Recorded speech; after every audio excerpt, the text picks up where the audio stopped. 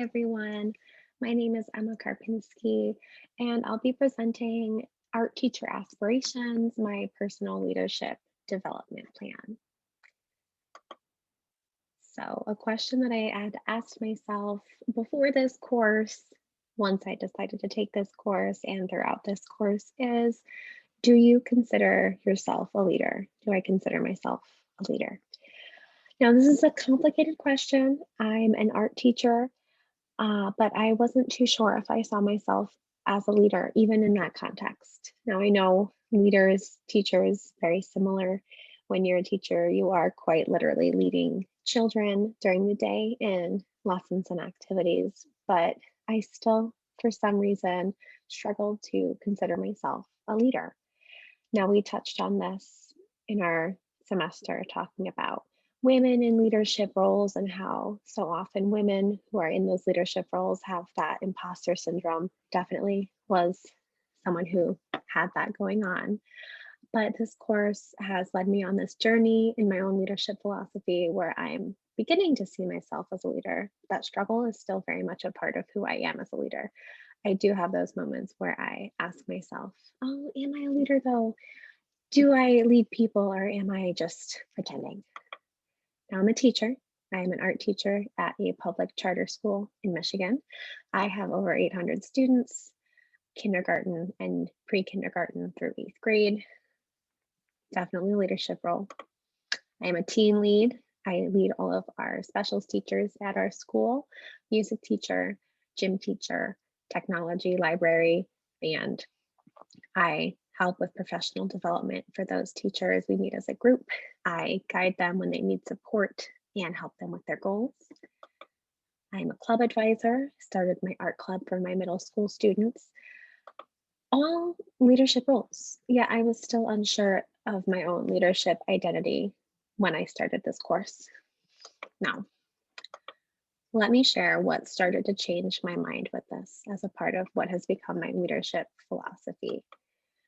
One person who has affected my views on leadership and successful leadership is Larry C. Spears. Now, he is the president and CEO of the Larry C. Spears Center for Servant Leadership. Servant leadership, he talks about it in his chapter of Servant Leadership in Action, how you can achieve great relationships and results. This is something that really resonated with me. We read it at the beginning of our course, and it has stuck with me through all of our assignments and through my day-to-day tasks as a teacher and leader of my peers. Servant leaders put others first. They are servants, public servants first and foremost. That's how they prioritize their roles as a leader. They use their power as a shared resource for who they are leading and guiding. So they don't see their power as a tool that they alone can use to get ahead, but instead they share their power and they use that to help their followers gain success and accomplish all of their goals. So this is something that I definitely see as a teacher, at least in my own teaching philosophy. This is something that I do quite a bit. I enjoy when I can being able to share the power as the teacher in the classroom, as the authority figure, and I exercise that as much as I possibly can, giving students a say in what materials we're using in art class, what subjects they're exploring, and sometimes with my older students, we even create the curriculum together. So this is servant leadership is something that I definitely try to practice and holds a really strong pillar in my leadership philosophy. Now, along with that, in our textbook, Leadership, Theory and Practice by Peter G. Northouse, he highlights transformational leadership. Now, this was brought up in contrast with transactional leadership. They seem to oppose each other. Transactional leadership occurs when there is a transaction taking place. This is often associated with teaching because so often teachers are teaching their students and the students are doing the work for that good grade. There's that transaction occurring. I am a firm believer and practicer in transformational leadership in my teaching, as opposed to having that pure goal as an extrinsic motivation for my students. I believe that the transformation, where they're able to grow and be listened to and have that support from me, is very important. Excuse me. So in our textbook, he talks about how personal change is a priority for those followers and for the leaders. The leaders have that incentive to make sure that their followers are being able to accomplish their goals, not just for a greater transaction, but for a deeper meaning. It's transformational. They're growing and they're witnessing that growth, leaders and followers. So these two things are the pillars of how I try to teach. Now, it's not perfect, which is why my development plan is being put in place. It all fits in with how I hope my classroom can begin to fully operate. How am I able to develop this? It's a lot to take on. I would like to, in my teaching, create a classroom that is almost entirely servant leadership and transformational leadership inspired, meaning for me as an art teacher in a public school of young and a little bit older students, this could look like having my students have nearly full control. I know it sounds overwhelming, and so often teachers, art teachers especially, that use this approach, often called task-based or choice-based, it's seen by people who are outside of the um, field as a little lazy. It sounds as if the teacher does not want to lesson plan, but it could not be further from that. It is having the teacher be a leader and a facilitator with a more hands-off approach because of the trust they have in their followers, or in my case, my students. I would love to develop my leadership in a way where I can have that hands-off approach and guide my students where they are sharing that power with me and they are benefiting from it as future adults. So I have my plan in place. My first of two stretch goals is to make my classroom and curriculum welcoming to all students so they feel safe enough to go take those risks and explore their art making freely. It's definitely daunting for students if they have to make a lot of these choices, if we're working together and sharing the power in the classroom. So I've broken it down into action plan steps, those actionable goals. And the first one for this stretch goal is to create a survey that my students can take, something that is accessible for all of those grades that I'm teaching, asking them for input on what they want to learn about, what subjects, what materials, things like that, and how they want to feel when they're in my art room.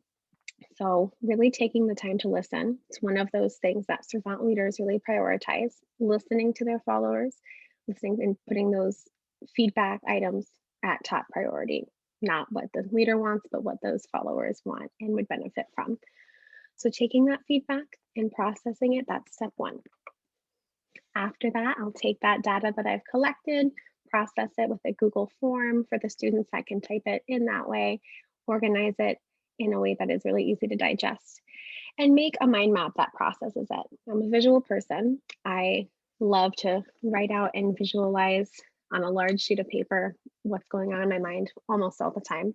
So that's how I would do this and take the data and create a mind map so I can turn this into an actionable feedback full of to-dos and things that I can do to make my students comfortable and feel safe to take those next steps. After that's done, I'd like to carry out a test unit crafted entirely by my students. I've read a few articles where this has been done with middle school students. It does take that extra work and that trust, which can be scary, but I think I'm ready for it. And the students would plan the objective or objectives, what materials we would need, how we would get any that we don't already have, the procedures, and our end goal and assessment. So this would be a lengthy process, but it would allow the students to see that they have that control and then see what they can do with it. After that, I would love to be able to invite the community to view the results of this art unit crafted by students, to show them that this is not something that is lazy of a teacher to do as a leader, but instead it's a move that a teacher can make to be a wonderful servant leader, transformational leader, someone who's setting students up for success, making those real life decisions, not just learning for memorization or learning tasks that they copy from an image or a painting. It's bigger than that. My next goal, which goes along with this, my stretch goal, number 2, is to mentor fellow educators in my district or in my area on how to teach as servant leaders and transformational leaders to allow students to lead in those classrooms. I'd love to be able to not only be leading my students as I develop my leadership, but tie in how I can lead other teachers, other educators, similar to how I've started to as my specials team lead. So the first actionable goal in this second stretch goal is to create a sign up sheet at that community outreach event from my first goal. So setting up some sort of a way that interested educators can get in contact with me, and we can start to make a group of educators who are like-minded or at least curious about these methods and how they could be implemented, why they're so special, what work needs to be done, etc. So I'd love to be able to collect emails or potentially phone numbers, districts that they work in, to be able to get together as a community. After that, organizing a method for meeting up, whether it's virtually on a Zoom call or occasionally in person, possibly having a professional development day in order to do this would be wonderful as a bonus. But if not, still being able to meet up to share resources, insights, and results from teaching as servant leaders and transformational leaders who allow their students to try out being leaders in the classroom. Again, not as a lazy cop out, but as a way that students can learn and be better future leaders. After that, this is the third and final actionable goal in this stretch goal, is to work with the group to then create a way to share our work on social media to hopefully reach an even larger community of people who are interested in this method and this way of leading in the classroom. So whether it would be an Instagram or a blog, Facebook group, while there are many already out there, it'd be great to have it on a local level and reach out to districts near me too, and then branch out from there. So I have my 2022-2023 school calendar. Since we are approaching the end of the 21-22 school year, I would love to be able to implement this throughout this upcoming school year. Now I'm showing you a combination of stretch goal number 1 and stretch goal number 2. This is my timeline on how to implement both of those somewhat simultaneously. They do overlap because they are surrounding some of the same events. Now, first highlighted September, October, November, and December of this year, 2022. This would be the beginning of the upcoming school year. Now, the first goal, this is part of goal 1, actionable goal 1, creating that survey for my students. I'd love to start this as early as possible in the next school year, get my feelers out for what they want to learn about, how they want to do it, and how they want to feel in the art room as almost a democracy of sorts. I would also be then taking that data from the surveys, processing it, making that mind map, and really thinking on it and digesting it to see what next steps would be.